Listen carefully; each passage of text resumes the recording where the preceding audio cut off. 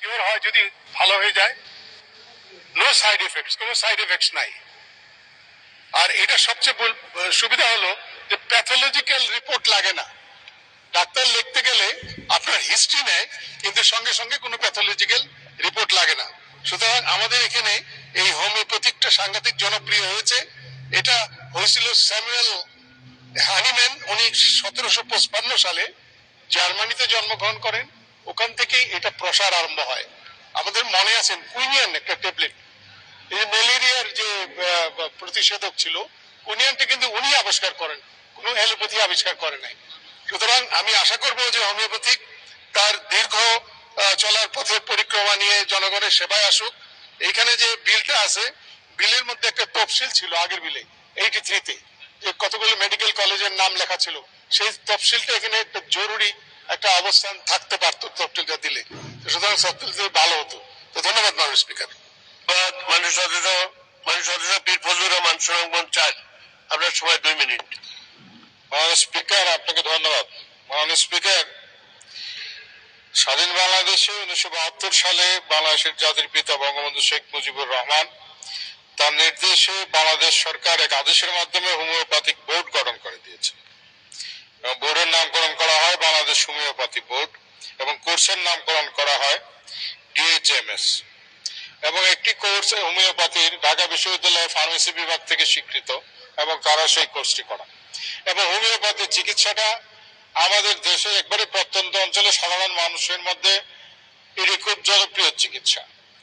সমস্যা হচ্ছে ইদানিং মাননীয় স্পিকার, এই হোমিওপ্যাথি চিকিৎসা ক্ষেত্রে দেখা যায় একজন ডাক্তারের নামে ওই হোমিওপ্যাথি চিকিৎসকের সাইনবোর্ড নিয়ে একটা চেম্বার, সেখানে কোনো স্বীকৃত সনদ ছাড়াই অনেকে বসে এখানে রোগী দেখেন, ওষুধ দেন। আবার ওষুধের ক্ষেত্রে ওষুধের মান নিয়ন্ত্রণ ঠিক আছে কিনা, ওষুধের মান ঠিক আছে কিনা, কোত্থেকে সেই ওষুধগুলো আনা হচ্ছে, এইগুলোর কোনো মনিটরিং নাই।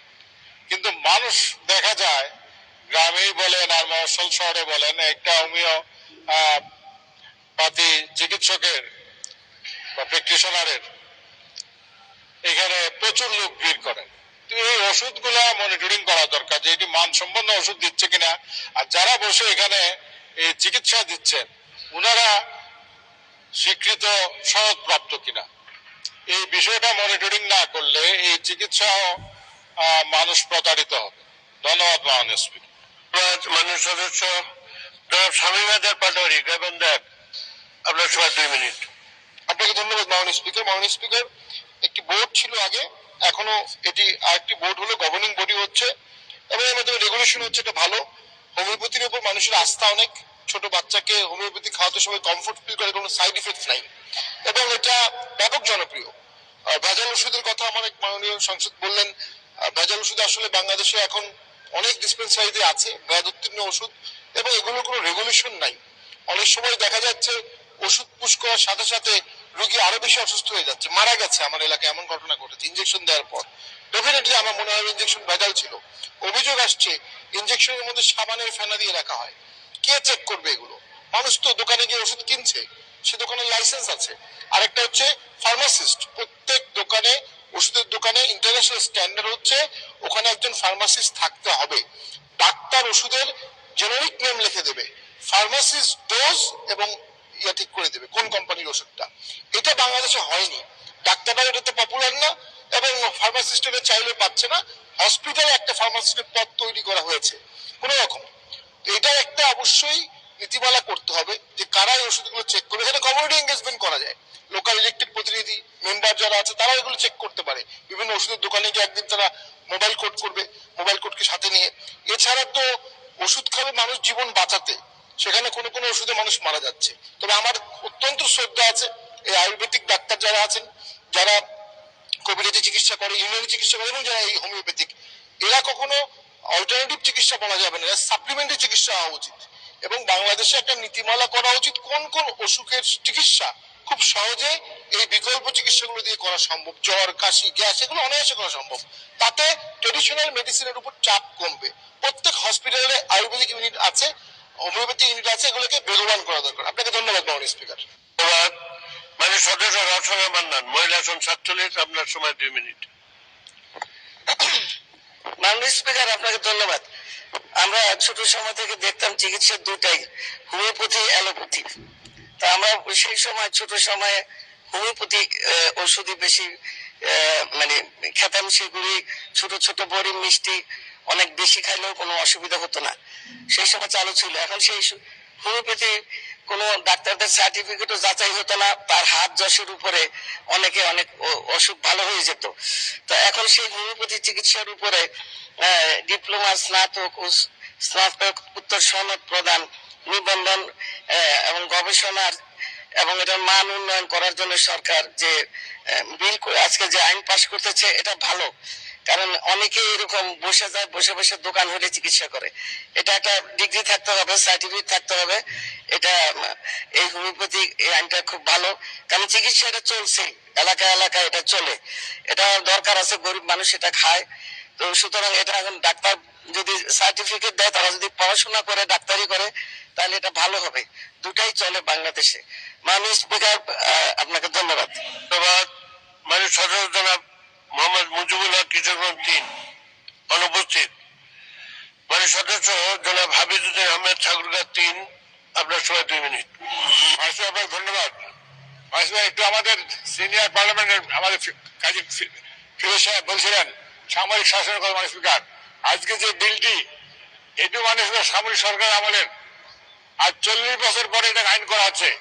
অথচ এটা অর্ডিন্যান্স করা হয়েছিল 1983 সালের, হোমিওপ্যাথিক প্র্যাকটিশনার অর্ডিন্যান্স 1983। সেই সময় আইন ছিল মাননীয় স্পিকার। হাইকোর্টের রিটের মাধ্যমে এটা বন্ধ ছিল, আজকে আবার আইনে পরিণত হলো। সামরিক সরকার কি করেছেন? বঙ্গবন্ধু শেখ মুজিবুর স্বাধীন করেছেন, আর সামরিক সরকার হোসেন এরশাদ 1900 ক্ষমতা আসবার পরে এ দেশে সংস্কার করেছে। মাননীয় স্পিকার, কোথায় সংস্কার করেননি, কোথায় করেননি এমন একটা সেক্টর দেখান। হোমিওপ্যাথি বলেন, অ্যালোপ্যাথিক বলেন, আবার কি বলে আপনার যে ভূমি বলেন, কোথায় করেন নাই? উপজেলা বলেন, জেলা বলেন, সব জায়গায় করেছে মাননীয় স্পিকার। কিন্তু আমরা তাকে স্বৈর শাসক বলি। মাননীয় স্পিকার, স্বৈর শাসক কত দেখবেন? সেই জন্য মাননীয় স্পিকার বললেন যে রাস্তাগুলো তার তুলে ফেলবেন।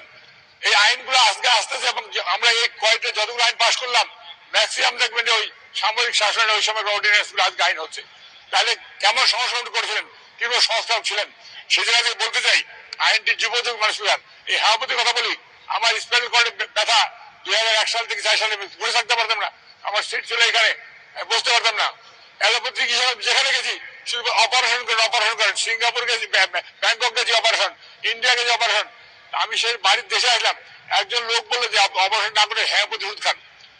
ডাক্তার ঠিকানা দিলেন, আমি আস্তে আস্তে খেতে 6 মাস 7 মাস আস্তে আস্তে কমে, শেষে 12 আনা ভালো হলাম, 4 আনা ভালো হলাম। স্পিকার, আবার অ্যালোপ্যাথি ডাক্তার বললাম ভাই আমি ভালো, বলছে আপনি ওষুধ দিয়ে ভালো হচ্ছেন না, আপনার ব্যথাটা কমে রাখতেছে।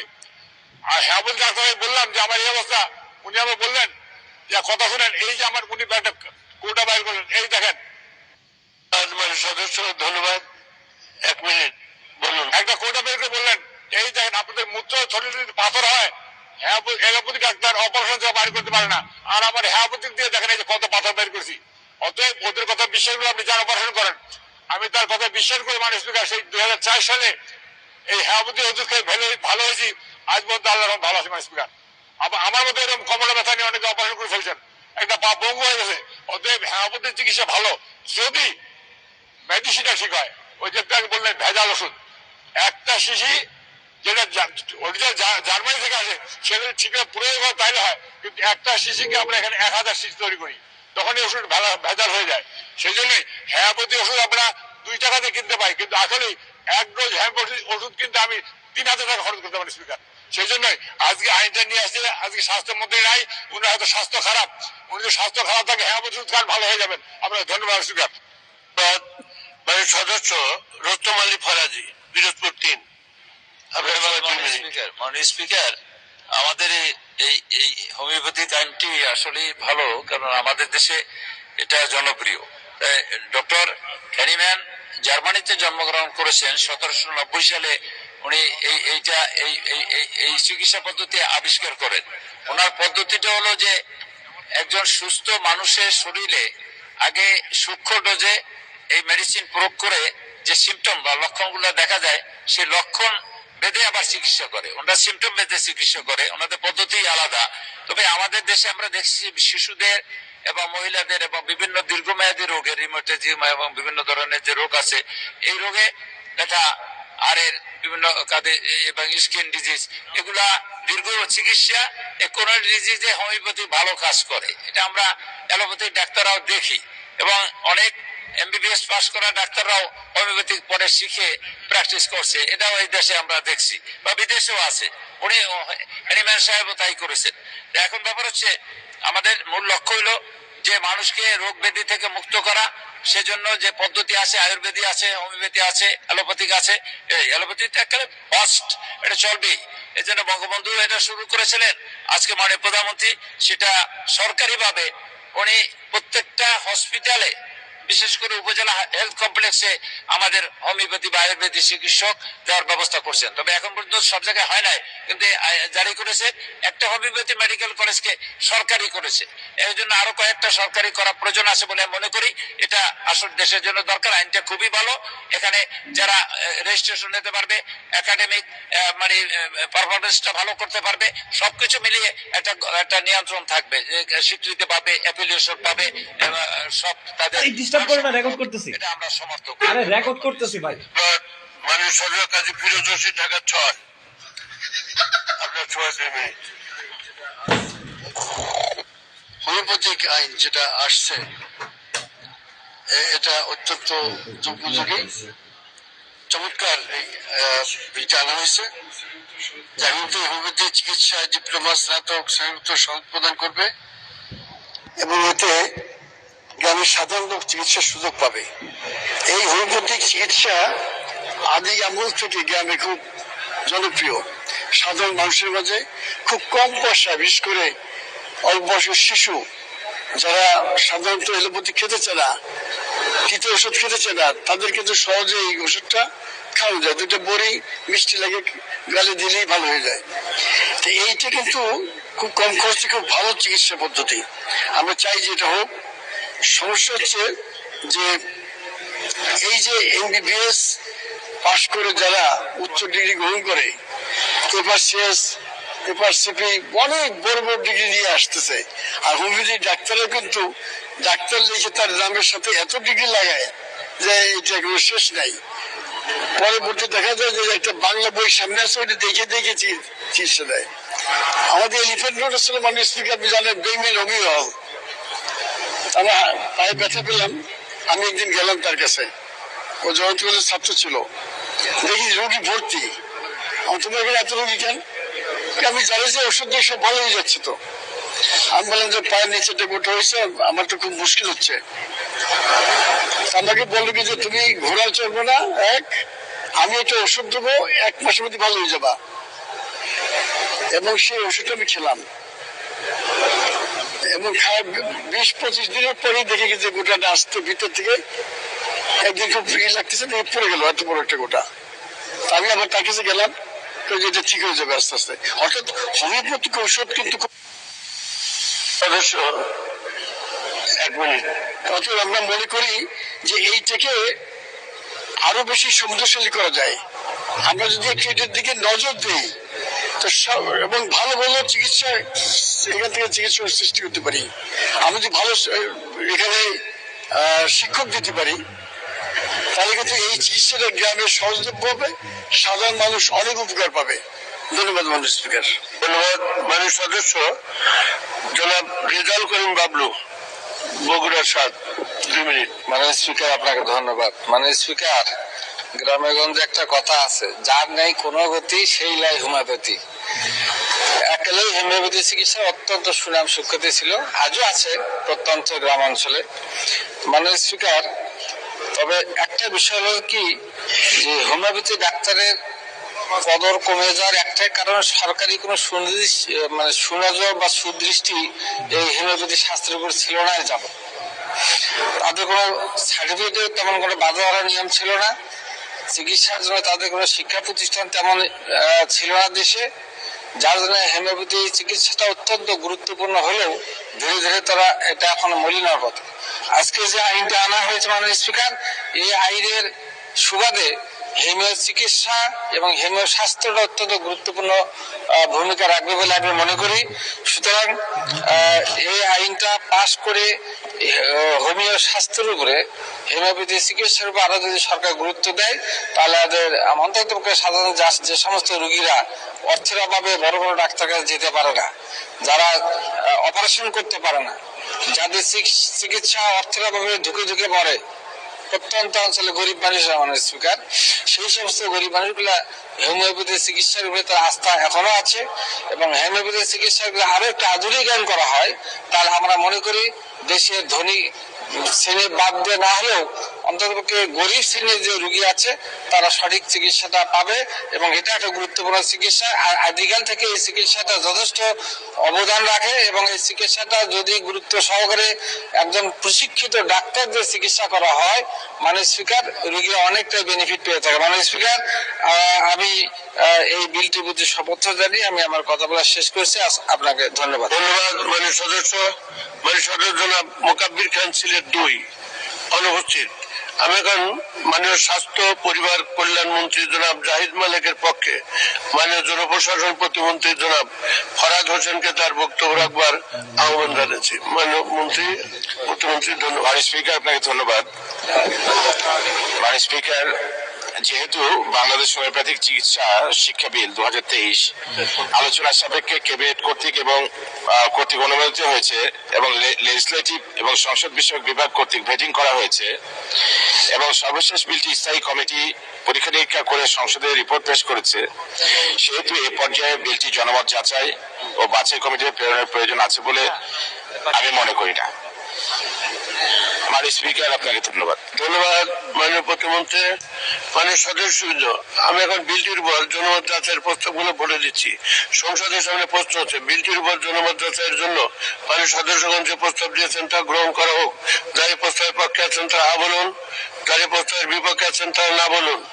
না জয় যুক্ত হয়েছে, না জয় যুক্ত হয়েছে, না জয় যুক্ত হয়েছে। অতএব বিলটির উপর জনমত যাচাইয়ের প্রস্তাবগুলো নাকচ হলো। মাননীয় সদস্যবৃন্দ, আমি এখন বিলটি বাছাই কমিটিতে প্রেরণের প্রস্তাবগুলো ভোটে দিচ্ছি। সংসদের সামনে প্রশ্ন হচ্ছে, বিলটি বাছাই কমিটিতে প্রেরণের জন্য মাননীয় সদস্যগণ যে প্রস্তাব দিয়েছেন তা গ্রহণ করা হোক। যারা এই প্রস্তাবের পক্ষে আছেন তারা হা বলুন, যারা এই প্রস্তাবের বিপক্ষে আছেন তারা না বলুন। না জয় যুক্ত হয়েছে, না জয় যুক্ত হয়েছে, না জয় যুক্ত হয়েছে। অতএব বিলটি বাছাই কমিটিতে প্রেরণের প্রস্তাবগুলো নাকচ হলো। সংসদের সামনে প্রশ্ন হচ্ছে, স্থায়ী কমিটি কর্তৃক সুপারিশকৃত আকারে বাংলাদেশ হোমিওপ্যাথিক চিকিৎসা শিক্ষা বিল 2023 অবিলম্বে বিবেচনার জন্য গ্রহণ করা হোক। যারা এই প্রস্তাবের পক্ষে আছেন তারা হা বলুন, যারা এই প্রস্তাবের বিপক্ষে আছেন তারা না বলুন। হা জয় যুক্ত হয়েছে, হা জয় যুক্ত হয়েছে, হা জয় যুক্ত হয়েছে। অতএব স্থায়ী কমিটি কর্তৃক সুপারিশকৃত আকারে বাংলাদেশ হোমিওপ্যাথিক চিকিৎসা শিক্ষা বিল 2023 অবিলম্বে বিবেচনার জন্য গৃহীত হলো। মাননীয় সদস্যবৃন্দ, বিলের দফায় সংশোধনী আনা হয়েছে। বিলের দফা 2, 5, 8, 11, 13, 15, 19, 25, 38 ও 39 এর উপর সংশোধনী এনেছেন মাননীয় সদস্য জনাব মোকাব্বির খান সিলেট 2, জনাব মোহাম্মদ রুস্তম আলী ফরাজি পিরোজপুর 3, জনাব মুজিবুল হক কিশোরগঞ্জ 3, পীর ফজলুর রহমান সুনামগঞ্জ 4, জনাব ফখরুল ইমাম ময়মনসিংহাট, রেওসানা বান্ধান মহিলা আসন 47, জনাব হাবিবুদ্দিন আহমেদ ঠাকুরগাঁ 3 এবং জনাব শামীম হায়দার পাটোয়ারি গাইবান্ধা 1। আমি এখন মাননীয় সদস্যগণ তাদের সংশোধনীগুলো উত্থাপন ও এর পক্ষে বক্তব্য রাখবার আহ্বান জানাচ্ছি। মাননীয় সদস্য জনাব মোকাব্বির খান অনুপস্থিত। মাননীয় সদস্য জনাব মোহাম্মদ রুস্তম আলী ফরাজি, আপনার সময় 2 মিনিট। মাননীয় স্পিকার, আমরা এই বিষয়ে তো বলেছি যে মানে হোমিওপ্যাথি মেডিসিন আসলে জনগণের কল্যাণে একটি কাজ করে। এখন এখানে যে আমরা দেখছি যে বিলের ভিতরে যে সমস্ত বিষয় আছে, এখানে বোর্ড আছে, এখানে গভর্নিং বডি আছে, এখানে কাউন্সিল আছে, সবই আছে। এখন ওনাদের কোর্স হইলে আলাদা, একটা diploma course, diploma homeopathy medicine, আর একটা হলো ব্যাচেলার কোর্স আর ডিপ্লোমা কোর্সের ভিতরে একটা আলাদা হলো বোর্ড হয়তো ডিপ্লোমা এবং যাদের পরীক্ষা কারিকুলাম সবকিছু ঠিক করতে পারে, কাউন্সিল কাউন্সিল দেখতে পারবে, তাদের রেজিস্ট্রেশন দেবে সবকিছু। আর রেজিস্ট্রেশন তো সবার জন্য দিতে পারে। আর যারা ডিগ্রি মানে ব্যাচেলার কোর্স করবে হোমিওপ্যাথির উপর বা পোস্ট গ্রাজুয়েশন করবে, সেটা আমরা প্রস্তাব করছি যে সেটা ঢাকা বিশ্ববিদ্যালয়ের আন্ডারে হইতে হবে। ঢাকা বিশ্ববিদ্যালয়ের আন্ডারে এখনো আছে। এখন আমাদের যারা প্রাইভেট যে হোমিওপ্যাথি ব্যাচেলার কোর্স যেটা করে, ব্যাচেলার মানে ডিগ্রি নেয়, এবং যারা সরকারিভাবে যারা পড়ে, সরকারি যে এখানে মিরপুরে যেটা আছে, তারা কিন্তু ঢাকা বিশ্ববিদ্যালয়ের আন্ডারে আছে। সেটা যেন এখানে বিলের ভিতরে সেটা স্পেসিফিকেশন করা নেই। সুতরাং বিলের ভিতরে সেটা স্পেসিফিক ভাবে করার দরকার জন্য আমি প্রস্তাব করেছি যেটা সেটা ঢাকা বিশ্ববিদ্যালয়ের আন্ডারে থাকে। এইটাই আমার ছিল মূল কথা। সুতরাং আমি মনে করি আরগুলো বাকি যেগুলো আমি দিয়েছি সেগুলো যদি মনে করে গ্রহণ করবে না, আর যদি আমি টেবিলে উপস্থাপন করলাম। ধন্যবাদ মাননীয় স্পিকার। ধন্যবাদ। মাননীয় সদস্য মজিবুল হক অনুপস্থিত। মাননীয় সদস্য পীর ফজলুর রহমান অনুপস্থিত। মাননীয় সদস্য ফখরুল ইমাম, আপনার সময় 2 মিনিট। ধন্যবাদ মাননীয় স্পিকার। দেশের পপুলেশনের 40% লোক হোমিওপ্যাথি ওষুধ ব্যবহার করে। এটা বিরাট একটা অংশ। মাননীয় স্পিকার, হোমিওপ্যাথির এখানে আমরা এই যে শিক্ষা ব্যবস্থা, বিশেষ করে চিকিৎসা শিক্ষা ব্যবস্থার জন্য আমরা একটা এক্রিডেশন কাউন্সিল করেছি। সেই এক্রিডেশন কাউন্সিলে যতগুলো মেডিকেল কলেজ আছে, শিক্ষা ব্যবস্থা আছে, টেকনিক্যাল কলেজ আছে, সেগুলো এক্রিডেটেড কাউন্সিলের যদি এক্রিডেশন না পায়, তাহলে এটা কিন্তু তারা কোনোভাবেই এই ডিগ্রিটা এখানে ইমপ্লিমেন্ট করতে পারবে না। কিন্তু এইটা এরা মিস করে গেছে। হোমিওপ্যাথিক চিকিৎসায় এখানে কোনো এক্রিডেটেড কাউন্সিলের কথা বলা নাই। সুতরাং এইটা এক্রিডেটেড কাউন্সিল না, বিএমডিসি তো, BMDC is not authorised person. Accreditation council হওয়ার পরে বিএমডিসির আর অথরিটি নাই এক্রিডেটেড করার জন্য। সুতরাং এইটা একটা ছিল, ভালো উদ্যোগের মধ্যে এটা একটা আমার মনে হয় সংযোগ করে নিলে ভালো হতো। মাননীয় স্পিকার, আমার সংশোধনী গুলা টেবিলে উপস্থাপন করলাম, যদি মনে হয় নেওয়া যেতে পারে। ধন্যবাদ। মাননীয় সদস্য রসগা মান্নান, আপনার সময় 2 মিনিট। মাননীয় স্পিকার, আমার সংশোধনীগুলি আমি টেবিলে উপস্থাপন করলাম। মাননীয় মন্ত্রী যদি গ্রহণ করতে চান কোনোটা, তাহলে গ্রহণ করতে পারেন। আমি একটা কথা বলে শেষ করছি মাননীয় স্পিকার। অ্যালোপ্যাথি ডাক্তাররা অনেক পড়াশোনা করে, অনেক বছর এমবিবিএস বা যারা করে এমআরসিপি, এমআরসিএস, তো অনেক বেশি পড়াশোনা করে। এখন এই তারা সার্টিফিকেট নিয়ে প্র্যাকটিস করে। এখন হোমিওপ্যাথি ডাক্তাররাও এরকম সার্টিফিকেট নিয়ে কম্পিটিশন দিয়ে এমবিবিএস এর সঙ্গে তারাও পড়াশোনা করে রুগী দেখুক। আমাদের দেশের চিকিৎসা হোমিওপ্যাথিও চলে। তো এইভাবে কম্পিটিশন দিয়ে ভালো মতো চিকিৎসা জ্ঞান নিয়ে হোমিওপ্যাথি ডাক্তাররা চিকিৎসা করুক। এই আপনার মাধ্যমে অনুরোধ জানিয়ে আমার বক্তব্য শেষ করছি। ধন্যবাদ। মাননীয় সদস্য হাফিজুদ্দিন আহমেদ, 2 মিনিট। মাননীয় স্পিকার, আপনি এখানে সংশোধন নিয়ে এসে আবার ধারা 8 উপধারায় এই ধারা ক এবং দফা জ দফা অধীনে সদস্যগণ তাদের মনোনয়নের তারিখ হইতে অধিক 3 বছর সদস্য পদ বহাল থাকবে। আমি 3 বছর 2 বছর করার প্রস্তাব করছি মাননীয় স্পিকার। আমি বলতে চাই, হোমিওপ্যাথি চিকিৎসার জন্য একটা যুগান্তকারী ইতিহাস বাদ, এই বিলটা পাশ হয়ে গেলে আমাদের হোমিওপ্যাথি চিকিৎসক যারা, তাদের নিয়ন্ত্রণ, ওষুধের মান নিয়ন্ত্রণ এবং একটা সার্টিফিকেট পায় মাননীয় স্পিকার, এবং সার্টিফিকেট পেলে তারা ডাক্তার লিখতে পারবে, যদিও তারা ডাক্তার লেখেন। তো আমার কথা হলো যে এই বিলটি আমাদের মনে হয় এই আমাদের দেশে ভালো, কারণ হোমিওপ্যাথি চিকিৎসা মানে অ্যালোপ্যাথিক চিকিৎসা করতে গেলে আপনাকে পরীক্ষা করতে হবে 5,000-7,000 টাকা খরচ, আর হোমিওপ্যাথি চিকিৎসায় আপনার এই টাকা খরচ নেবেন স্পিকার। এবং হোমিওপ্যাথি চিকিৎসায় জটিল রোগ ভালো হয়। এটা আমাদের অনেকে বলছেন, শিশুদের বেলা অনেকে বলছে আজকে ডাক্তার কাছে গেলেই অ্যালোপ্যাথি অ্যান্টিবায়োটিক দিয়ে দেন। আজকে আমরা অ্যান্টিবায়োটিকের বিপক্ষে কথা বলি, হোমিওপ্যাথিকে এরকম কোন অ্যান্টিবায়োটিক নাই স্পিকার। সেই জন্য বিলটি ভালো, আমি এই বিলটির পক্ষে আপনাকে ধন্যবাদ স্পিকার। মাননীয় সদস্য জনাব শামীম হায়দার পাটোয়ারি, 2 মিনিট বলবেন। আপনাকে ধন্যবাদ মাননীয় স্পিকার। আমার সংশোধনীগুলো টেবিলে উত্থাপিত আছে, মাননীয় মন্ত্রী মহোদয় গ্রহণ করলে খুশি হব। আপনাকে ধন্যবাদ মাননীয় স্পিকার। মাননীয় সদস্য, আমি এখন মাননীয় স্বাস্থ্য ও পরিবার কল্যাণ মন্ত্রী জনাব জাহিদ মালিকের পক্ষে মাননীয় জনপ্রশাসন প্রতিমন্ত্রী জনাব ফরাদ হোসেনকে তার বক্তব্য রাখবার আহ্বান জানাচ্ছি। ধন্যবাদ মাননীয় প্রতিমন্ত্রী। দাদা একটু মাননীয় স্পিকার, আপনাকে ধন্যবাদ। মাননীয় স্পিকার, আমি সকল সংসদ সদস্যবৃন্দকে যে সংসদে এনেছেন তারা এই বিলটি সম্পর্কে বিশদভাবে তারা পড়েছেন এবং আমি লক্ষ্য করেছি যে মাননীয় সদস্যবৃন্দ সকলেই এই বিলটির পক্ষে কিন্তু কথা বলেছেন যে আমাদের হোমিওপ্যাথিক এই বিলটি এই সময় উপযোগী হয়েছে এবং এটার মধ্য দিয়ে আমাদের যে হোমিওপ্যাথিক ভালো বিশেষজ্ঞ তৈরি, ভালো চিকিৎসক তৈরি, চিকিৎসার মানটি আরো উন্নত কিভাবে করা যায় এবং সেই কথাটি সকলে কিন্তু বলেছেন। এবং একটি কথা সকলে বলেছেন যে হোমিওপ্যাথিক ট্রিটমেন্টটা আমরা আমাদের ছোটবেলা থেকেই কিন্তু এটি খুব সাবলীলভাবে করে এসেছি এবং অনেক ক্ষেত্রে এটা খুব কার্যকরী ভূমিকা হোমিওপ্যাথিক এই আমাদের যে চিকিৎসা সেটি কিন্তু আমরা খুব কার্যকরী অনেক চিকিৎসা কিন্তু আমরা এখনো পেয়ে থাকি। তো সেক্ষেত্রে মাননীয় সদস্যগণ খুব সুন্দরভাবে বলেছেন যে এই বিলটির পক্ষেই বলেছেন, তবে বেশ কিছু সংশোধনী এনেছেন, সেই জন্য তাকে ধন্যবাদ জানাই। কিন্তু তার আগে আজকে একটা খুব ভালো বার্তা আমাদের সকলের কাছে আছে, যেটি আমাদের মাননীয় শিক্ষামন্ত্রীও বলেছেন।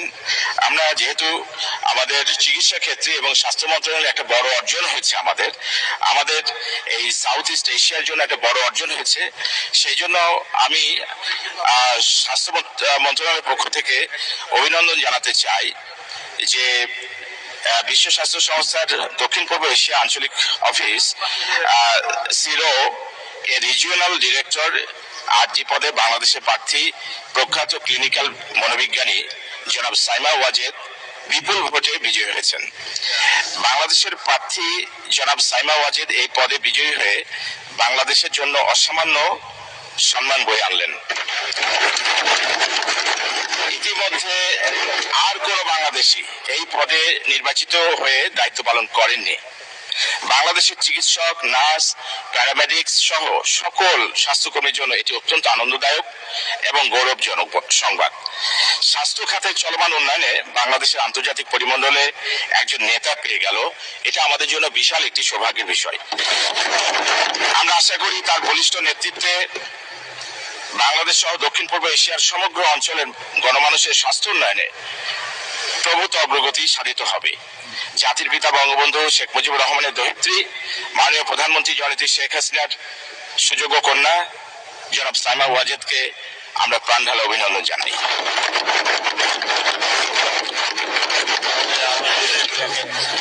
মাননীয় স্পিকার, আমাদের মাননীয় সংসদ সদস্যগণ বেশ কিছু সংশোধনী দিয়েছেন এবং এই সংশোধনীগুলো আসলে আমরা বিচার বিশ্লেষণ করে দেখেছি যে আমরা আসলে এই সংশোধনগুলো আমরা গ্রহণ করতে পারছি না, কারণ আমরা এই যে বাংলাদেশ হোমিওপ্যাথিক চিকিৎসা বিল 2023 এর যে বৈশিষ্ট্যগুলো আছে ইতিমধ্যে এগুলো নিয়ে আপনারা আলোচনা করেছেন। আমি সংক্ষিপ্তভাবে বলতে চাই, এই উল্লিখিত আইনের 46টি ধারা রয়েছে এবং এই আইনের উদ্দেশ্য পূরণকল্পে আইনে বিধিমালা এবং প্রবিধান প্রণয়নের বিধান রাখা হয়েছে। আইনের 4 ধারায় কাউন্সিল প্রতিষ্ঠা, 5 ধারায় কাউন্সিলের কার্যালয়, 7 ধারায় কাউন্সিলের দায়িত্ব এবং কার্যাবলী এবং 8 ধারায় কাউন্সিলের গভর্নিং বডি গঠনের বিস্তারিত বিধান বর্ণনা করা হয়েছে। গভর্নিং বডি গঠনে বঙ্গবন্ধু শেখ মুজিব মেডিকেল বিশ্ববিদ্যালয়, ঢাকা বিশ্ববিদ্যালয়, প্রথিতযশা চিকিৎসক, শিক্ষক, স্বাস্থ্য শিক্ষা ও পরিবার কল্যাণ বিভাগ, অর্থ বিভাগ, স্বাস্থ্য বিভাগ অধিদপ্তর এবং স্বাস্থ্য শিক্ষা অধিদপ্তর এবং সরকারি বেসরকারি হোমিওপ্যাথিক শিক্ষা প্রতিষ্ঠানসমূহের প্রতিনিধিবর্গকে অন্তর্ভুক্ত করা হয়েছে। তো আমরা যেটি হয়েছে, আমরা বিচার বিশ্লেষণ করে খুব সুন্দরভাবে আইনটি প্রণয়ন হয়েছে এবং মাননীয় সংসদ সদস্যগণ সকলে এটির প্রশংসা করেছেন। আমি কোনো সংশোধনী গ্রহণ করতে পারছি না। মাননীয় স্পিকার, আপনাকে ধন্যবাদ। মাননীয় প্রতিমন্ত্রী, আপনাকেও আন্তরিক ধন্যবাদ। মাননীয় সদস্যবৃন্দ, আমি এখন বিলের সংশোধনীগুলো বলে দিচ্ছি। সংসদের সামনে প্রশ্ন হচ্ছে, মাননীয় সদস্য জনাব রুস্তম আলী ফরাজি বিলের 2 দফায় যে সংশোধনী এনেছেন তা গ্রহণ করা হোক। যাই প্রস্তাবের পক্ষে আছেন তারা হা বলুন, যাই প্রস্তাবের বিপক্ষে আছেন তারা না বলুন। না জয় যুক্ত হয়েছে, না জয় যুক্ত হয়েছে, না জয় যুক্ত হয়েছে, অতএব সংশোধনীটি নাকচ হলো। সংসদের সামনে প্রশ্ন হচ্ছে, মাননীয় সদস্য জনাব ফখরুল ইমাম, রসরা মান্নান এবং জনাব হাফিজউদ্দিন আহমেদ বিলের 8 দফায় যে সকল সংশোধনী এনেছেন তা গ্রহণ করা হোক। যারা প্রস্তাবের পক্ষে আছেন তারা হা বলুন, যারা প্রস্তাবের বিপক্ষে আছেন তারা না বলুন। না জয়যুক্ত হয়েছে, না জয়যুক্ত হয়েছে, না জয়যুক্ত হয়েছে। অতএব সংশোধনীগুলো নাকচ হলো। সংসদের সামনে প্রশ্ন হচ্ছে মাননীয় সদস্য রওশনা মান্নান বিলের 11 দফায় যে সংশোধনী এনেছেন তা গ্রহণ করা হোক। যারা প্রস্তাবের পক্ষে আছেন তারা হা বলুন, যারা প্রস্তাবের বিপক্ষে আছেন তারা না বলুন। না জয়যুক্ত হয়েছে, না জয়যুক্ত হয়েছে, না জয়যুক্ত হয়েছে। অতএব সংশোধনীটি নাকচ হলো।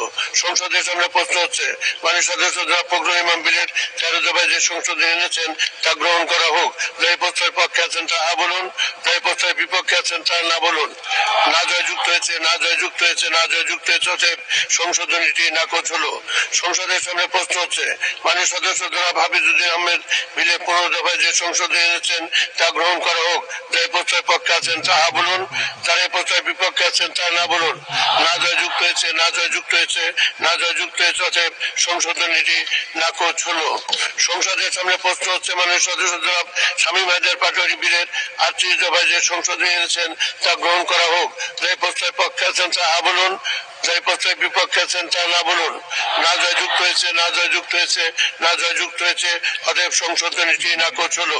সংসদের সামনে প্রশ্ন হচ্ছে মাননীয় সদস্য জনাব শামীম হায়দার পাটোয়ারি বিলের 40 দফায় যে সংশোধনী এনেছেন তা গ্রহণ করা হোক। যারা প্রস্তাবের পক্ষে আছেন তা হা বলুন, যারা প্রস্তাবের বিপক্ষে আছেন তা না বলুন। না জয়যুক্ত হয়েছে, না জয়যুক্ত হয়েছে, না জয়যুক্ত হয়েছে। অতএব সংশোধনীটি নাকচ হলো। আমি এখন বিলের দফাগুলো সংসদের সামনে পেশ করছি।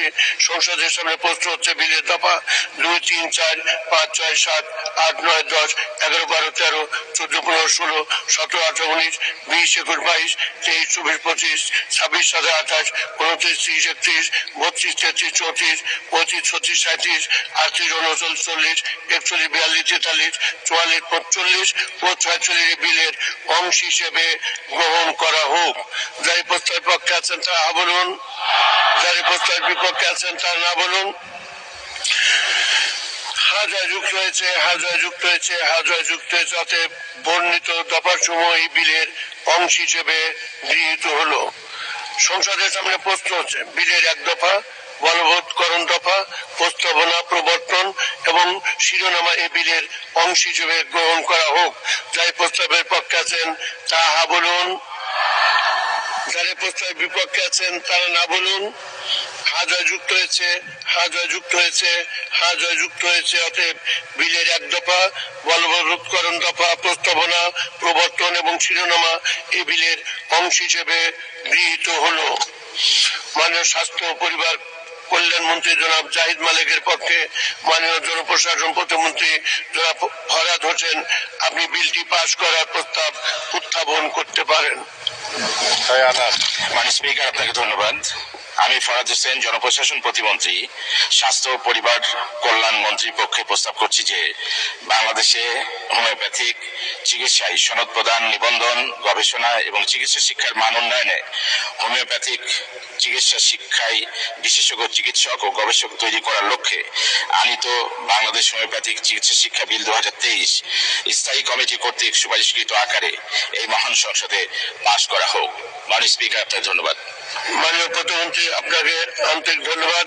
সংসদের সামনে প্রশ্ন হচ্ছে স্থায়ী কমিটি কর্তৃক সুপারিশকৃত আকারে বাংলাদেশ হোমিওপ্যাথিক চিকিৎসা বিল, আমি আবার বলছি, বাংলাদেশ হোমিওপ্যাথিক চিকিৎসা শিক্ষা বিল 2023 সংসদে পাশ করা হোক।